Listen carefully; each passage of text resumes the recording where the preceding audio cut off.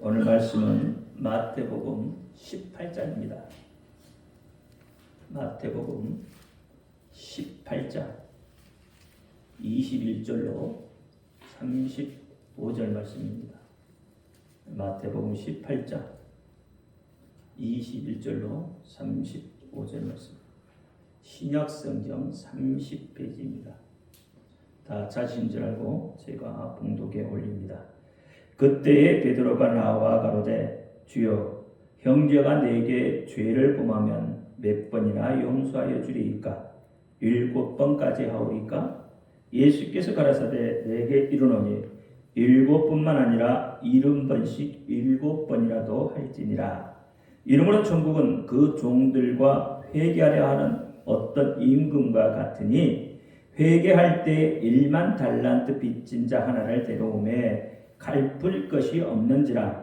주인이 명하여 그 몸과 저와 자식들과 모든 소유를 다 팔아 갚게 하라 한데 그 종이 엎드려 절하며 가로되 내게 참으소서 다 갚으리이다 하거늘 그 종의 주인이 불쌍히 여겨 놓아보내며 그 빚을 탕감하여 주었더니 그 종이 나가서 제게 100데나리온 빚진 동관 하나를 만나 붙들고 목을 잡고 가로되 빚을 갚으라 하매 그 동관이 엎드려 간구하여 가로되 나를 참아주소서 갚으리이다 하되 허락하지 아니하고 이에 가서 저가 빚을 갚도록 옥에 가두거늘 그 동관들이 그것을 보고 심히 민망하여 주인에게 가서 그 일을 다 고하니 이에 주인이 저를 불러다가 말하되 악한 종아 내가 빌기에 내가 내 빚을 전부 탕감하여 주었거늘 내가 너를 불쌍히 여김같이 너도 내 동관을 불쌍히 여김이 마땅치 아니하냐 하고 주인이 노하여 그 빚을 다 갚도록 저를 옥졸들에게 붙이니라. 저희가 각각 중심으로 형제를 용서하지 아니하면 내 부친께서도 너희에게 이와 같이 하시리라. 아멘. 기도합니다. 할렐루야. 아버지 하나님 감사합니다. 오늘 종이 마태복음 18장 21절로 35절을 갖고 탕감받은 자라는 내용으로 오늘을 나누고자 합니다.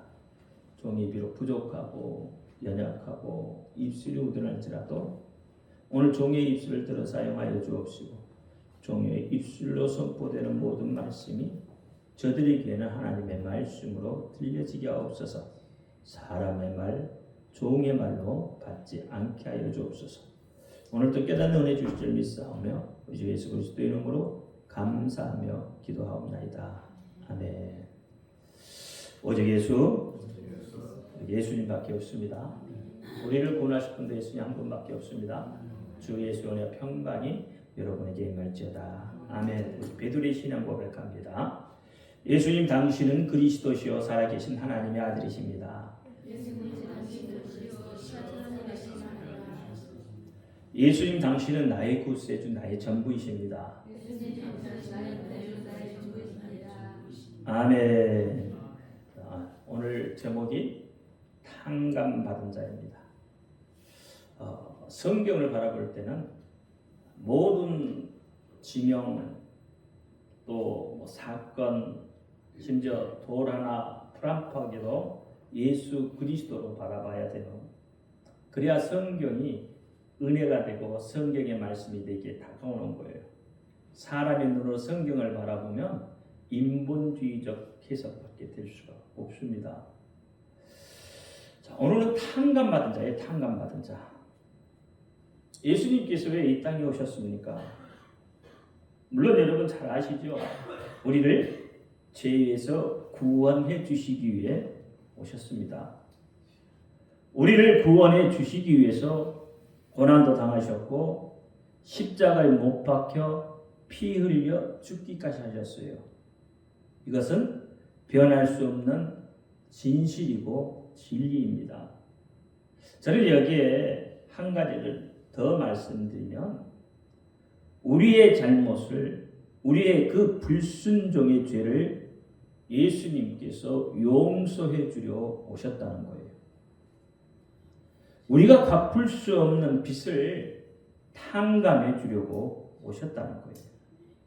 우리는 모두 예수님께 빚진 자들입니다. 천하보다 더 값진 것을 빚진 자들이에요. 천하보다 더 값진 것이 무엇이겠습니까? 생명입니다.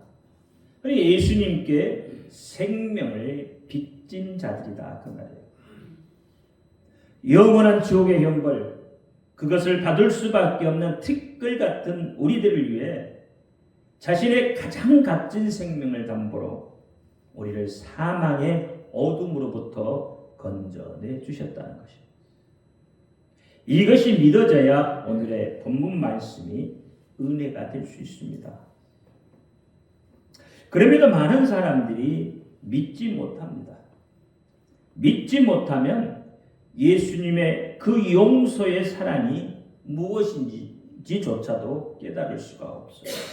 그러므로 삶의 영역에서 조그만 어려움이 닥치거나 내가 마음먹은 대로 내가 세운 뜻대로 되지 않으면 하나님을 원망하게 되는 거예요.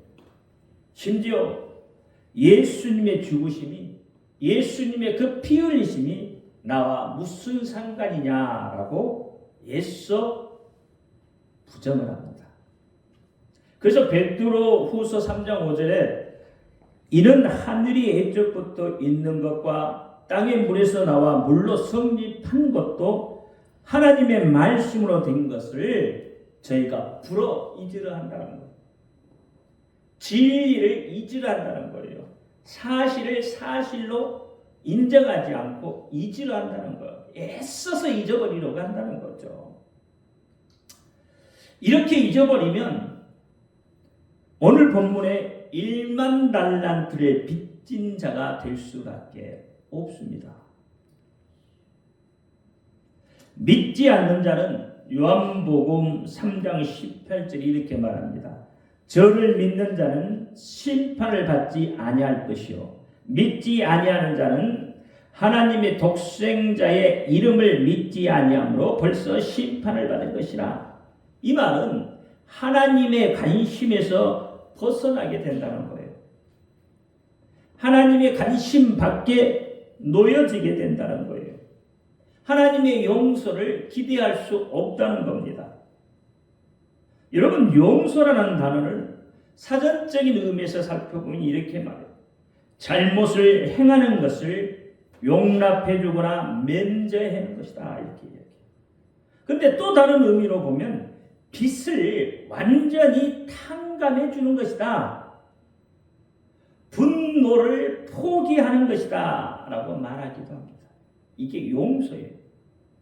그런 의미에서 오늘 본문을 통해서 용서, 이 탕감이라는 데에서 조금 살펴보려고 해요.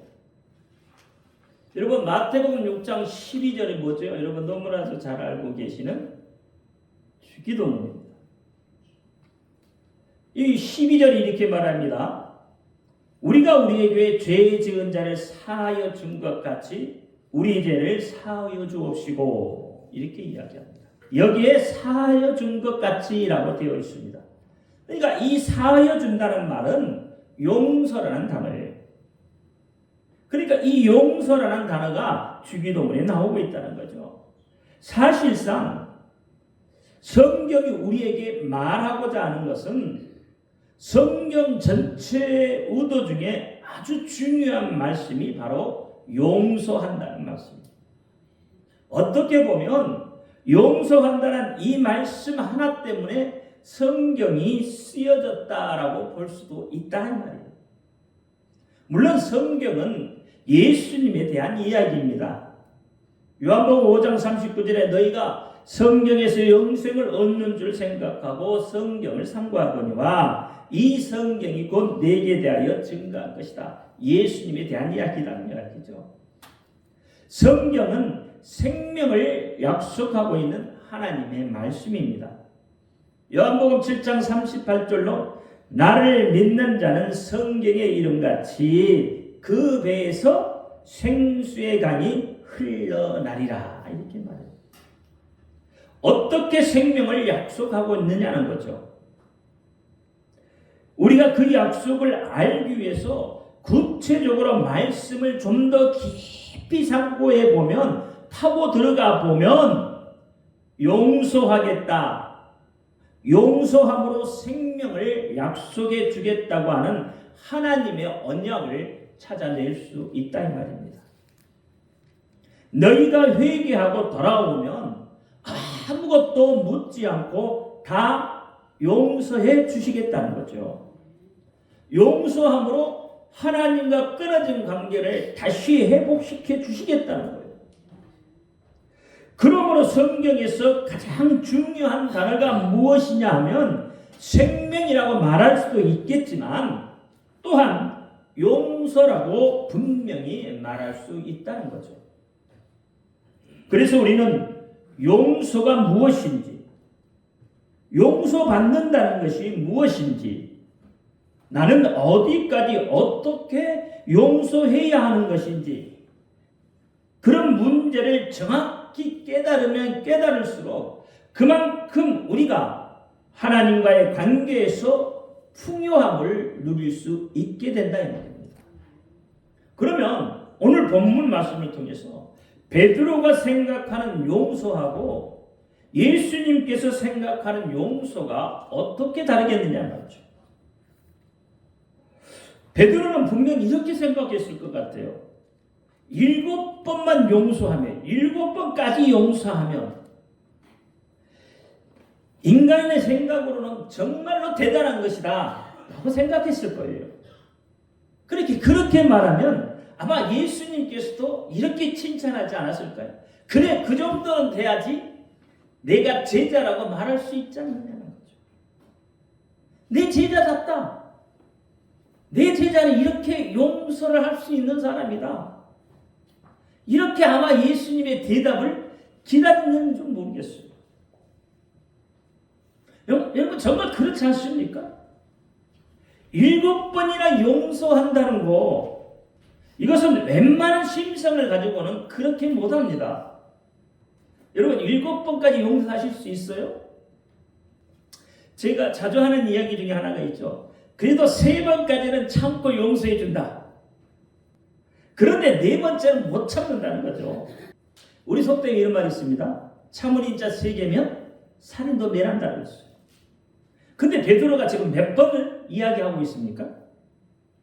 7번까지.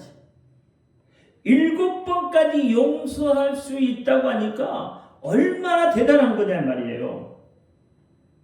여러분 7번까지 용서하실 수 없잖아요. 저는 7번 아니라 더한 것도 용서할 수 있습니다라고 하신 분 혹시 계세요? 그러면 인격이 대단한 사람. 그런데 예수님의 답변을 한번 보세요. 뭐라고 하시죠? 70번씩 7번까지라고 하시잖아요. 그러니까 이 말씀은 어디까지나 용서하는, 없다는 거예요. 뒤에 막아지는 부분이 7번이 아니라는 거예요. 그러니 예수님 당신의 생명을 담보로 해서 우리를 사랑하신 그 사랑으로 자신을 십자가에 내놓을 수 있는 것이다 이 말이에요. 본문 22절에 예수께서 가라사대 내게 이르노니 7번만 아니라 7번만 하지 말고 70번씩 7번이라도 할지니라 했어요. 여러분 7이라는 숫자는 완성된 숫자예요. 완전히 뭐 하라고요? 용서하라는 거잖아요. 그러니까 베드로가 생각하는 용서하고 우리가 생각하는 용서, 예수님이 생각하는 그 용서라는 그 생각 자체가 엄청난 차이가 있다는 거예요. 여러분, 우리는 얼마나 지금 예수님을 사랑할까요? 얼마나 예수님을 지금 사랑하고 있을까요? 정말로 예수님을 사랑하기는 하는 것입니까? 우리가 살면서 자주 접하게 되는 매우 익숙한 단어 중에 하나가 뭐죠?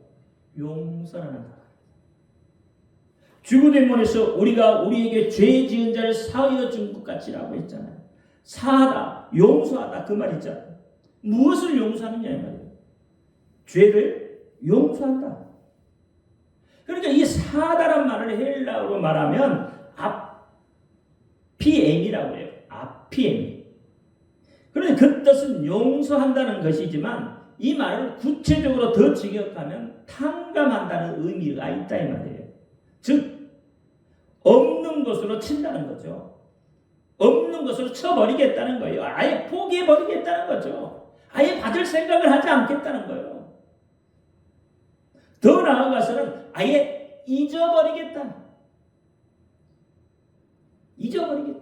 기억 속에서 어떻게 한다고요? 아예 지워버리겠다는 거예요. 그런 의미도 이 용서하라는 단어 속에 들어있다는 거예요. 아피엠에 이 단어 속에 들어있다는 이야기잖아요. 그러니까 벌을 주려고 해도 잊어버려서 뭘 잘못했는지 모르기 때문에 벌을 줄 수 없다는 거죠.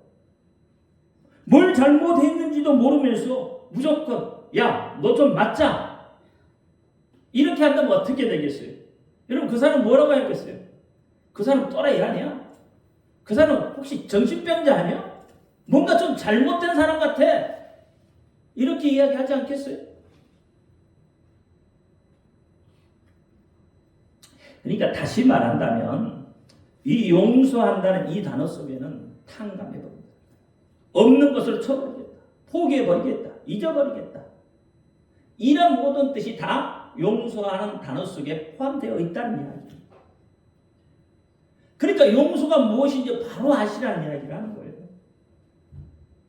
오늘 본문 말씀을 보시면 1만 달란트 빚을 진 사람이 있었어요.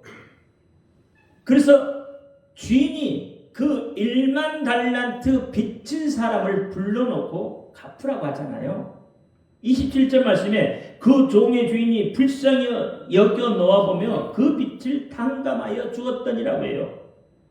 그러니까 그가 갚을 것이 없는 것을 알고 용서해 주는데 이때 용서해 주었다고 표현하지 않고 아피엠이 즉 그 빚을 다 탕감하여 주었더니라고 말하고 있다 이 말입니다.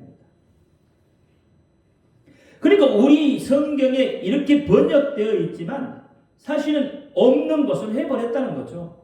아주 포기해버렸다. 그런데 28절 말씀을 보면 참 가관이 아닌 이야기가 나오죠. 1만 달란트 빚진 사람이 주인으로부터 은혜를 입었잖아요. 그런데 그 은혜를 어떻게 해요? 금방 잊어버렸어요. 28절 그 종이 나가서 저에게 100데나리온 빚을 진 동관 하나를 만나 붙들어 목을 잡아 가로되 빚을 갚으라 하여 그랬어요. 이게 1만 달란트라는 엄청난 빚을 탕감받은 이 사람이 모든 것을 용서해진 주인 앞에서 나오자마자 자기에게 100데나리온 빚을 진 그 사람을 만나서 목을 잡고 갚으라고 다그치고 있다는 이야기예요. 자기가 용서받은 분량이 어느 정도였어요? 자기가 탕감받은 분량이 어느 정도예요? 1만 달란트. 이러면 쌀로 보면 망가마니라고 치자고요. 망가마니에 쌀을 빚졌어요. 근데 100데나리온이라는 것은 얼마나 적겠어요? 그냥 그저 몇 대 되는 거예요. 몇 대 되는 거. 망가마니하고 몇 대하고 차이가 어마어마하잖아요. 그러니까 고작 몇 대밖에 되지 않는 그 빚진 사람의 목을 잡고 옥에 가두었다고 한다 이 말이에요. 29절 30절 그 동관이 엎드려 간과에 가로되 나를 참아주소서 갚으리이다 하되 허락지 않냐고 이에 가서 저가 빚을 갚도록 옥에 가두었다고 하잖아요. 그래서 그 사실을 알게 된 주인이 저가 그 빚을 다 갚도록 저를 옥졸들에게 붙이게 돼요. 31절과 34절 보세요. 그 동관들이 그것을 보고 심히 민망하여 주인에게 가서 그 일을 다 고하니 이에 주인이 저를 불러다가 말하되 악한 종아 내가 빌기에 내가 내 빚을 전부 탕감하여 주었거늘 내가 너를 불쌍히 여긴 같이 너도 내 동관을 불쌍히 여김이 마땅치 아니하냐. 주인이 노하여 그 빚을 다 갚도록 저를 옥졸에게 붙이니라. 자기가 받은 그 은혜를 잊어버린 거예요. 악한 종아, 내가 빌기에 내가 내 빛을 전부 탕감하여 주었거늘. 그러니까 이 구절에서 똑같이 뭐라고요? 탕감이라는 단어를 썼다 이 말입니다. 용서라는 단어를 쓰지 않고 탕감이라는 단어를 썼다 이 말이에요. 내가 내 빛을 전부 탕감하여 주었어. 다시 말하면 용서하여 주었거늘, 없는 것으로 쳐버렸거늘, 내가 받을 생각을 아예 포기해 버렸거늘, 완전히 잊어버렸거늘, 너는 어찌해서 그 말이에요. 어찌해서 그랬느냐. 하나님께서 우리를 용서한다는 뜻을 정확하게 알면 이렇듯 빚진 것을 생각해 보면 이해가 좀 빠르다. 본문은 하나님의 용서에 대해서 말씀하시는데 조금 더 이해를 주자면 빚을 진 채권자가 빚을 진 채무자의 빚을 아주 포기해 버렸다는 거예요. 받을 생각도 안 한다는 거예요. 여러분, 예수님 당시에도 이렇게 있었다는 이야기예요. 즉 차용 증서를 써 주어야만이 빚을 받을 수 있다는 거죠. 법적 효력을 가지고 있는 이 차용 증서를 보고 그래 맞아, 이것은 분명히 빚쟁이가 너에게 써준 것이다 라고 판정을 받으면 빚 갚지 않는 사람을 처벌할 수 있게 된다는 거예요. 당사자만 처벌하는 게 아니에요. 그 가족의 소유를 전부 차압하고 그 사람을 끌어다가 옥에 가두고 일꾼이 필요할 때마다 노동을 시키고 또 쇠고랑을 잡아서 그 돈 값어치만큼 수감을 시켜요. 빚진 자가 빚 갚을 능력이 없다고 할 때는 가족들까지도 잡아다가 노동을 시키니까 결국은 빚 때문에 그 가족이 어떻게 해요? 풍지박산이 나게 된다는 거예요. 빚을 갚기 전까지는 가서 일하고 일해야 합니다. 그것이 그 당시 법이다 이 말이에요. 근데 이것은 오늘날도 비슷합니다. 그래서 여러분, 빚이 많은 사람은 어떻게 해요? 황제노역, 그렇잖아요. 수감하고 황제노역 시킨다고 그러잖아요. 그래서 세간에 집단을 많이 받잖아요. 황제노역이니 뭐니 하면서요. 그런데 돈을 꿔준 사람이 돈 빌려간 사람을 볼 때 그가 도저히 갚을 가망이 없다고 판단하면 빚 갚을 능력이 전혀 없구나. 차라리 내가 빚을 받지 않는 것이, 포기해 버리는 것이 좋겠다. 이렇게 빚을 안 받기로 결심하는 거, 이것이 용서라고 하는 거예요. 이것이 탕감이라고 하는 것이다. 아주 잊어버렸다는 거예요. 마음으로만 결심하면 여러분 변할 수 있잖아요. 근데 차용 증서를 어떻게 불에다 아주 태워버리면 받고 싶어도 어떻게 해요? 받고 싶은 변덕이 일어나도 근거가 사라져 버렸기 때문에 더 이상 빚을 받아낼 방법이 없다 이 말이죠. 그러니까 이것을 뭐라고요? 탕감이다. 더 이상 근거를 남기지 않고 완전히 기억에서 잊어버렸다는 뜻을 가지고 있다. 그 말입니다. 그래서 히브리서 8장 12절에 그렇게 말해요. 내가 저희 불의를 긍휼히 여기고 저희 죄를 다시 기억하지 아니하리라 하셨느니 완전히 잊어버렸다 말이에요. 완전히 탕감해 줘버렸다. 하나님의 용서가 이런 것이라는 거예요. 근거가 없이 완전히 기억에서 하나님이 지워버렸다 그 말입니다. 죄를 다시 기억하지 아니하리라. 여러분, 사실 하나님의 눈에는 인간이 전부 뭐예요? 죄의 종으로 되어 있다고 보시는 거죠. 그래서 죄에서 건져내는 거, 종의 신분에서 해방시키는 거, 이것이 용서고 이것이 탕감이라는 거예요. 그런데 우리는 왜 하나님의 용서를, 탕감을 받고 있다는 것을 여러분 깨닫지 못하고 있는 걸까요? 여러분, 하나님의 용서를 받고 있습니까? 하나님이 탕감해 주신 것을 믿고 있습니까? 정말 믿어요? 그러면 여러분 죄 지을 수 없는 거죠. 그러니까 이것을 못 느끼는 이유가 뭐냐면 죄 때문에 억압받고 있다는 것을 못 느낀다는 거예요. 보세요. 오늘날 여러분 가스라이팅이라는 게 있잖아요. 여러분 가스라이팅을 생각해보면 쉬워요. 가스라이팅을 당한 사람은 그렇게 착취를 당하고 억압을 당하고 폭행을 당해도 그 혼이 사로잡혀 있기 때문에 벗어나려고 해도 벗어나지 못해요. 인지조차도 하지 못하는 사람들이 너무 많아요. 그러니까 우리가 하나님의 은혜를, 하나님의 사랑을 인지하지 못하고 있다 이 말이에요. 하나님 우리를 용서하고 있다는 것을 우리가 인정하지 못하고 있다는 이야기예요. 그러니까 내 마음대로, 내 생각대로, 내 뜻대로 그렇게 생각을 하고 내 방법으로 뭐든지 하려고 한다 이 말이에요. 그것이 생명으로 가는 길인지, 그것이 죽음으로 가는 길인지, 그것이 지옥으로 가는 길인지 전혀 모른다는 거예요. 당장 지금 눈앞에 보이는 것, 그것만을 향하여 달려가고 있다는 거예요. 그렇기 때문에 하나님께서는 용서라는 이 빛을 탕감 받는 것과 똑같다고 우리가 쉽게 깨달을 수 있도록 오늘 본문의 1만 달란트 빚진 자를 통해서 말씀하고 있다는 거예요. 만약에 내가 엄청난 빚더미에 눌러 죽게 생겼을 때 내가 그 빚을 안 받겠다, 아예 없는 것으로 탕감해 주겠다, 기억조차 안 하겠다고 하면 여러분 어떻겠습니까? 하나님께서 이렇게 선포하신다면 우리 마음이 어떻겠냐 말이에요.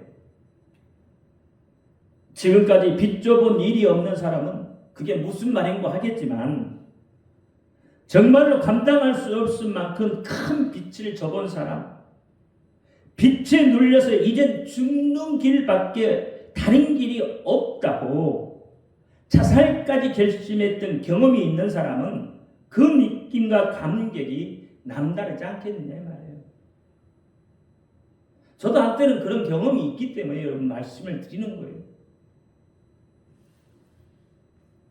빚을 갚을 수만 있다면 무슨 일이라도 하겠다는 그 비장한 결단을 해봤던 사람은 여러분 빚으로부터 끌어내준다면 그것이 얼마나 자유로운 것인지 뼈저리게 아마 깨달을 수 있을 겁니다. 그래서 용서라는 것, 이것은 노예로부터 해방이고 돈과 채무로부터 해방이고 얽매여 있던 것으로부터 해방이다 이 말이에요. 그게 용서예요, 용서. 그래서 로마서 1장 2절에 그러므로 이제 그리스도 예수 안에 있는 자에게 결코 정점이 없나니 이는 그리스도 예수 안에 있는 생명의 성령의 법이 죄와 사망의 법에서 너희를 해방했다. 뭐요? 생명이 예수 그리스도 안에 있는 생명의 성령의 법이 죄와 사망의 법에 억눌려 있는 너희를 어떻게 했다고요? 해방했다. 용서했다. 탕감했다. 그럼에도 불구하고 우리가 어떠냐 이 말이야. 우리의 삶의 모습은 어떠냐 이 말입니다. 우리도 똑같잖아요. 1만 달란트 빚진 자의 모습으로 하나님의 그 은혜를 잊어버리기 쉽지 않습니까? 극히 작은 것, 정말 그것 때문에, 눈앞에 보이는 것 때문에, 지금 현실의 고난과 어려움 때문에 허우적거리고 있지 않느냐 이 말이에요. 하나님을 원망하고 있지 않느냐 이 말이에요. 우리는 분명히 용서받은 자들입니다. 빛을 탕감받은 자들이에요. 그럼에도 아니라고 우리는 우기고 있어요. 베드로후서 2장 19절에 저희에게 자유를 준다 하여도 자기는 멸망의 종들이니 누구든지 진자를 이긴 자의 종이 된다고 했어요. 자유를 빼앗기고 종으로 살기 더 갈망하고 있지 않느냐. 성경에 보면 하나님을 여러 가지로 말하고 있습니다. 여러 가지로 지칭하고 여러 가지로 표현해요. 여러분 요한일서에서는 하나님을 사랑의 하나님으로 말씀하죠. 요한일서 4장 8절에 사랑하지 아니하는 자는 하나님을 알지 못하나니 이는 하나님은 사랑이다. 출애굽기 15장 26절에 나는 너희를 치료하는 여호와입니다. 치료하는 하나님. 출애굽기 34장 14절에 너는 다른 신에게 절하지 말라. 여호와는 질투라 이름하는 질투의 하나님입니다. 시편 7장 9절에는 악인의 악을 끊고 의인을 세우소서. 의로우신 하나님의 사랑은 의로우신 하나님이 사람의 심장을 감찰하시나니 그랬어요. 하나님 사람의 심장을 감찰하십니다. 그러니까 의로우신 하나님에 대해서 여러 가지 이야기를 하잖아요, 그렇죠? 전쟁에서 승리하신 하나님 말할 수 없이 많은 이야기를 해요. 여러분의 하나님은 어떤 하나님이십니까? 나의 하나님은 이런 하나님이라고 자신 있게 지금 말할 수 있습니까? 나의 하나님은, 내가 믿는 하나님은 이런 하나님이라고 표현할 수 있느냐? 어떤 말로 표현하시겠어요? 여러분들이 믿고 있는 하나님에 대해서, 예수 그리스도에 대해서 얼마나 알고 믿지 않는 자들에게 그들에게 설명해 줄 수 있느냐의 말이에요. 그것도 설명할 수 없으면서 내가 믿는 하나님이 어떤 하나님이라고 말할 수 없으면서 왜 하나님에 대해서 원망하고 불평하고? 그럼 문제가 있는 거잖아요. 그렇잖아요. 불신자들 앞에서 꿀먹은 벙어리가 되고 있다면 내 믿음, 내 신앙을 한번 점검해 봐야 한다 이 말이에요. 내 믿음의 현주소가 지금 바로 써져 있는지 살펴봐야 돼요. 여러분, 아모스의 주제가 무엇입니까? 아모스의 주제는 하나님은 공의로우시다 이거예요. 공의가 무엇이죠? 모든 사람에게 공평하다는 거잖아요. 그렇죠? 모든 사람에게 똑같이 대한다는 거잖아요. 높고 낮음이 없어요. 지위 고하를 막론하고 적게 가진 자나 많이 가진 자나 똑같이 하나님이 대한다. 이것이 공의라는 거예요. 하나님의 공의의 하나님이라는 뜻은 하나님은 어떤 하나님이에요? 죄인을 기억고 형벌할 수밖에 없는 분이시라는 거예요. 우리는 이것을 반드시 알고 있어야 합니다. 그래야 여러분 우리가 우리의 믿음이 한쪽으로 치우치지 않아요. 사랑의 하나님만 알고 있으면요, 여러분 잘못된 방향으로 흘러갈 수도 있어요. 치료의 하나님으로만 알고 있으면 하나님은 병 고치는 하나님으로밖에 더 이상 나갈 수가 없어요. 믿음을 바로 세울 수 없다 이 말이에요. 아무리 우리가 울고 불고 애원을 해도 그 죄인이 얼마나 아름답게 생겼든 얼마나 꾸미고 있든 간에 또는 나라에 얼마나 큰 공을 세웠든 얼마만큼 선한 일을 했든 하나님은 죄에 있는 자는 무조건 형벌할 수밖에 없는 분이시라는 거죠.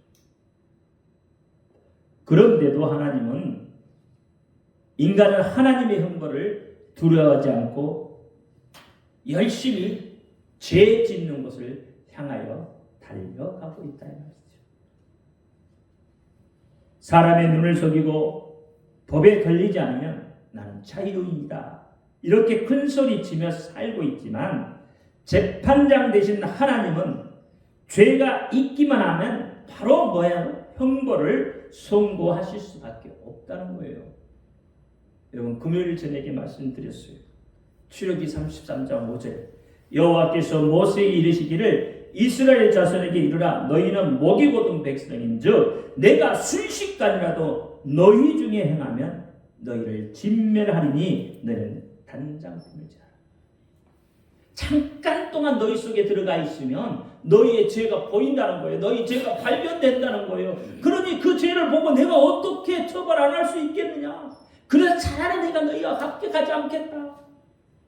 차라리 너희가 살 수 있는 길을 만들어 주겠다. 이 하나님이 사랑해서 잠깐이라도 우리 속에 계시면 우리의 죄악이 드러나게 된다는 거잖아요.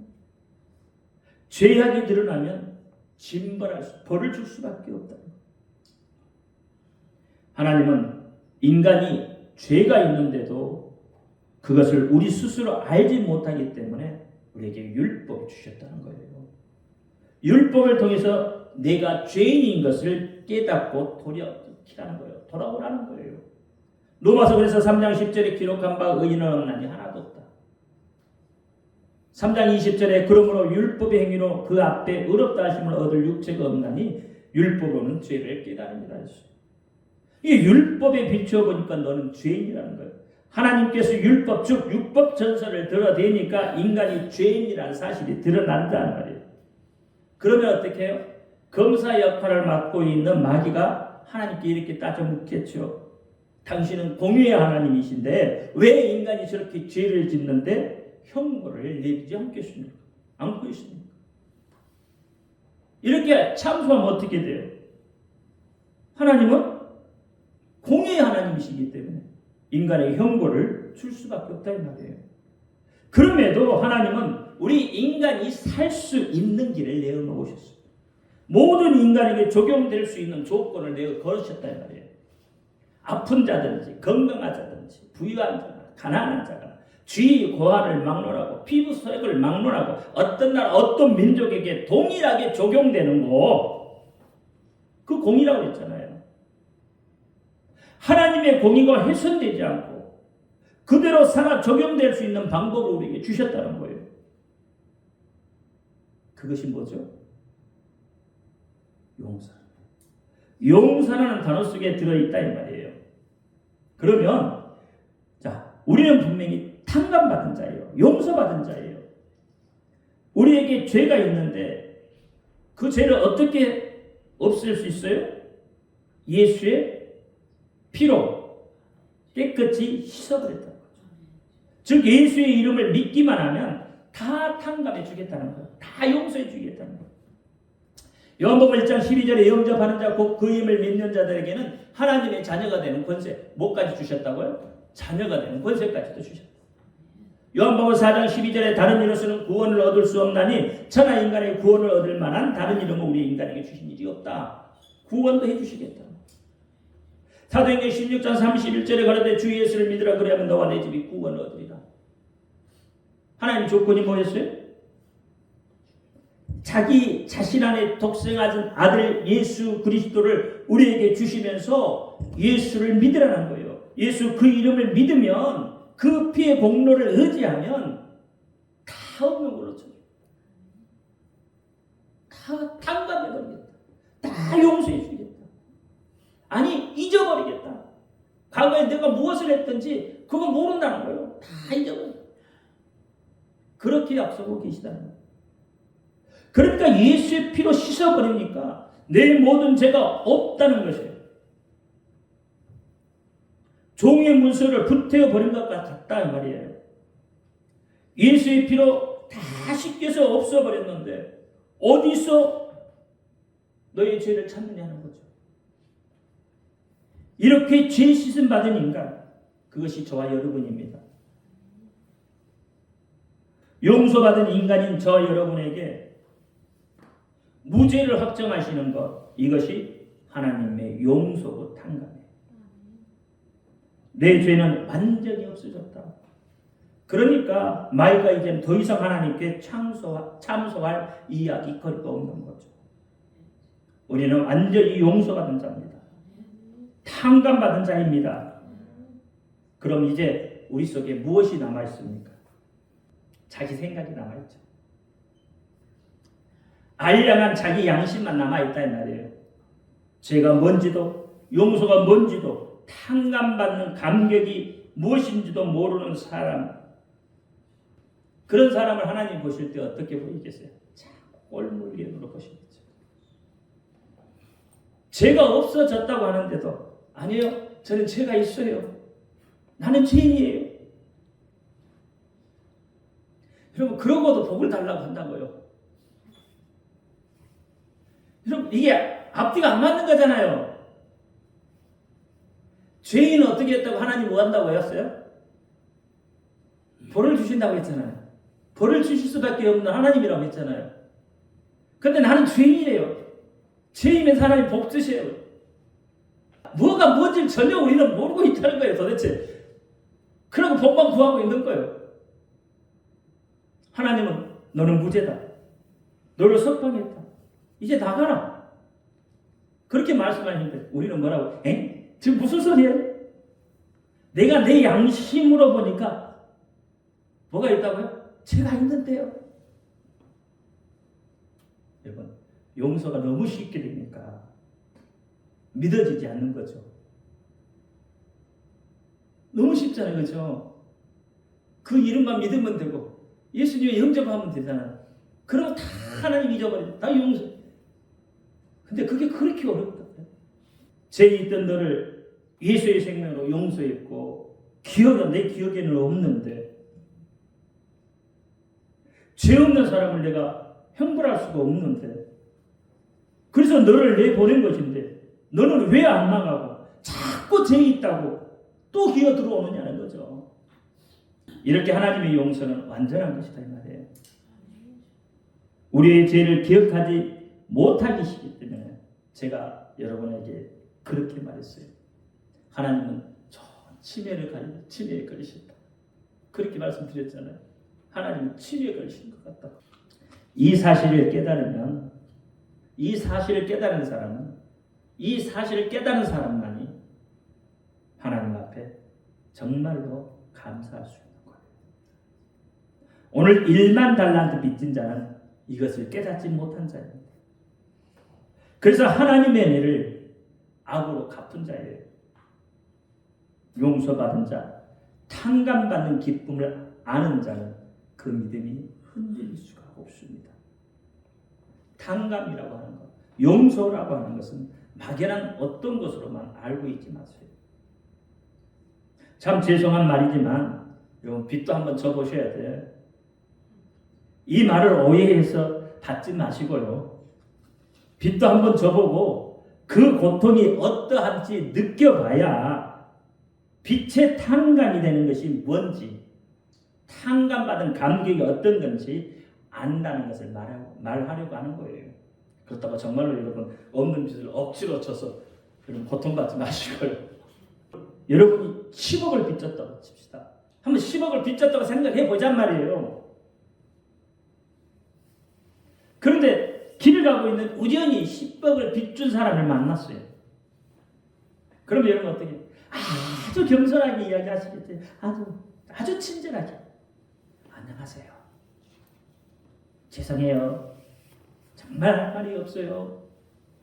근데 그 빚준 사람이 왜요? 제가 빚을 못 갚았잖아요. 언제 내가 돈을 꿔줬어요? 이런다면 여러분 어떻겠습니까? 정말 이것을 그냥 이야기만 듣지 말고 실제 내 삶 속에서 일어나는 일이라고 생각을 하고 한번 생각해 보자는 거예요. 어떻어요? 여러분 10만 원만 없는 걸로 치자고 해도 여러분 기분이 업될 텐데 10억이라는 큰 돈을 탕감해 줘버렸단 말이에요. 없다고 한다는 거예요. 그 감격은 이루 말할 수 없을 거예요. 차라리 아마 다 주고 더 바꿀 수 없는 그런 기분이 아마 내 속에 들을 거예요. 그런데 하나님의 용서라는 것은 10억 정도의 빚과는 비교도 될 수 없는 것이다. 영원한 고통에서의 해방이에요. 생명입니다. 이것을 무엇과 비교할 수 있겠느냐. 그래서 우리는 예수님께 빚진 자들이라는 것 제가 처음 소개해요. 무엇을 빚졌습니까? 생명을 빚진 자들이에요. 천하보다 더 귀한 생명을 빚진 자들이라는 거예요. 그럼 그 빚을 우리가 탕감받은 자들입니다. 하나님 우리가 죄 없다고 그러신다고요. 무엇 때문에요? 예수님의 피 때문에. 죄가 완전히 없어져서 형벌을 하려고 꽃길을 찾아도 없다 이 말이에요. 그것이 하나님의 선포예요. 하나님으로부터 받은 용서는 우리가 영원히 저주를 받느냐, 하나님의 영원한 복 속에서 사느냐, 완전히 판가름하는 갈림길에서의 선포다 이 말이에요. 예수의 피로 인해 내 빚이 없어져서 더 이상 행복할 것이 없다. 이것이 용서라고 하는 것이고 탕감이라고 하는 것이 오늘 분명히 아시기 바랍니다. 이것을 깨달아야 정말 감사하는 마음이 내 속에서 우러나오는 거예요. 어떻게 보면 여러분 이런 감사가 내 삶의 간증인 거예요. 뭐 사업하다가 성공하는 거 그게 간증이 아니란 말이에요. 하나님으로부터 용서받았다는 거, 그 감격이 내 속에서 일어나는 거, 이게 진짜 이게 간증이잖아요. 그러니까 여러분 삶 속에서 간증은 얼마든지 일어날 수 있는 것이라는 거예요. 그래서 우리는 매 순간, 매일, 매주일, 매달 감사할 수 있는 것이고요. 특히 용서, 탕감해 주신 것은 여러분 호흡하는 순간순간 감사할 수 있는 거예요. 영원한 지옥의 형벌을 받아야 하는 나 같은 것 때문에 하나님께서 하나님 안에서 함께 독생하신 예수 그리스도를 이 땅에 보내주셔서 피 흘려 죽게까지 하셨다. 온갖 고초를 당하신 그분의 사랑의 발로 내가 다 탕감받았다. 내가 죄가 없다. 나는 자유로운 자다. 그게 하나님의 선포입니다. 이것을 깨닫는 저와 여러분이 되기를 바랍니다. 정말 용서와 탕감이 무엇인지, 1만 달란트 빚진 자가 되지 말고 탕감받은 자인 것을 깨닫는 저와 여러분 되기를 예수 이름으로 축원합니다. 기도합니다. 할렐루야. 하나님 감사합니다. 오늘 마태복음 18장 21절로 35절 말씀을 가지고 탕감받은 자에 대해서 은혜를 나누었습니다. 이 말씀 속에 아버지 하나님의 사랑과 하나님의 은혜가 있음을 압니다. 하나님이 주신 은혜를 잊어버리지 않게 하여 주옵소서. 정말 빚진 자로서 그것을 다 탕감받은 자로서 감사하며 삶의 자유함을 누리며 믿음생활을 잘할 수 있는 우리가 될 수 있도록 하나님 역사하옵소서. 주님 다시 오실 그기를 예비하며 신랑이신 예수를 잘 맞이할 수 있는 준비된 우리가 되게 하여 주옵소서. 우리 주 예수 그리스도 이름으로 감사하며 기도하옵나이다. 아멘.